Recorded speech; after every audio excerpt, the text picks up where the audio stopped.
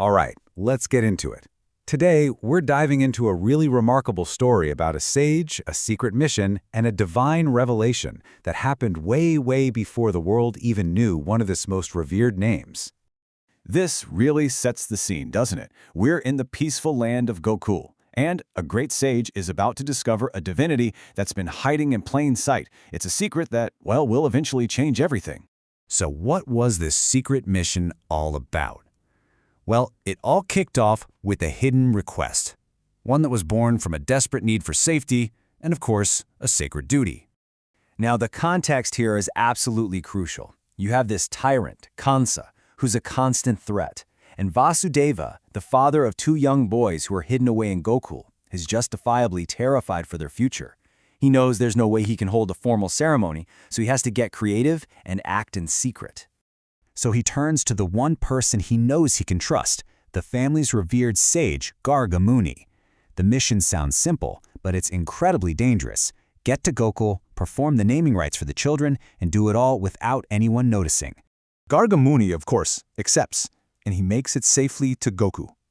But once he's there, his very disciplined, very precise daily routine is about to meet well, let's call it a very peculiar and very persistent interruption. You see, this sage was a man of immense discipline. We're talking 3 times a day, every day. He would prepare a food offering, or prasadam, for the Lord. This wasn't just a casual thing. It was a non-negotiable part of his spiritual life. So this bizarre little cycle starts to unfold. The sage prepares the offering with all his devotion, right? But before he can even finish the ritual chants, little Krishna just toddles right over and starts eating it. And this happened every single time, day after day. It became this daily puzzle that the sage just couldn't solve. For a sage who is so dedicated to doing things the right way, this was a genuine spiritual crisis. I mean, he was focused on the rules, the procedure. And in his mind, there's no way the divine can accept an offering if the ritual itself isn't even finished. But the sage's confusion was about to be cleared up in, well, probably the most spectacular way you could imagine. This is really the turning point of the whole story, where the mystery just gives way to this incredible revelation. Because as he was mulling over this puzzle one day, the child standing right in front of him was suddenly different. Yeah, in place of that playful little toddler, Garga Muni saw this magnificent, four-armed divine being. He was holding all the cosmic symbols, the conch, the discus, the mace, and the lotus. The true identity hidden inside that child was, well, it was brilliantly and unmistakably revealed. And in that single, mind-blowing moment, Garga Muni got it. It all clicked. The Lord he was making the offering to was the very same person who was physically eating it.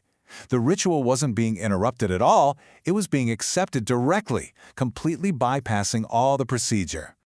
This vision just completely flipped the sage's whole perspective.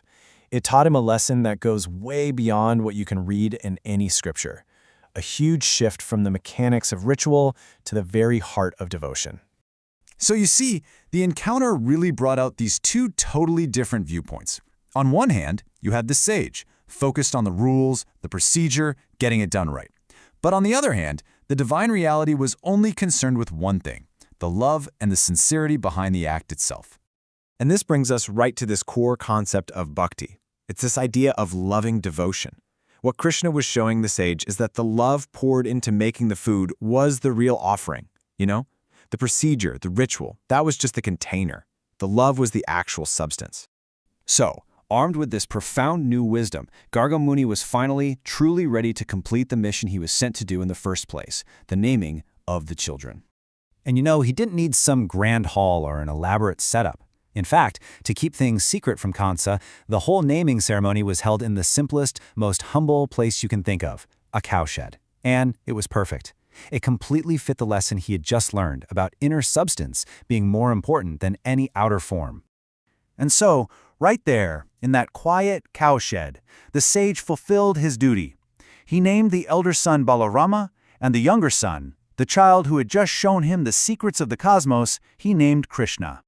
But hang on, the story doesn't quite end there. Because Garga Muni's wisdom wasn't just in what he saw, it was also in what he chose not to say. Think about it. He knew this unbelievable truth about this child. But he didn't run out and start shouting from the rooftops that the Supreme Being was living among them. Nope. He simply hinted at the child's future greatness. He understood that some truths have to be discovered, not just told. So what are the big takeaways from all this? First, sincere devotion is way more powerful than a perfect ritual. Second, the divine responds directly to love. Third, that profound spiritual power can be found in the absolute simplest of settings. And finally, and this is a big one, true wisdom isn't just about what you know, but knowing when and how to share it. And that leaves us with a question to think about in our own lives, right? In our work, in our relationships, in our own personal practices. Where might we be so focused on the procedure, on just getting the rules right, that we're completely missing the direct loving presence that's standing right in front of us?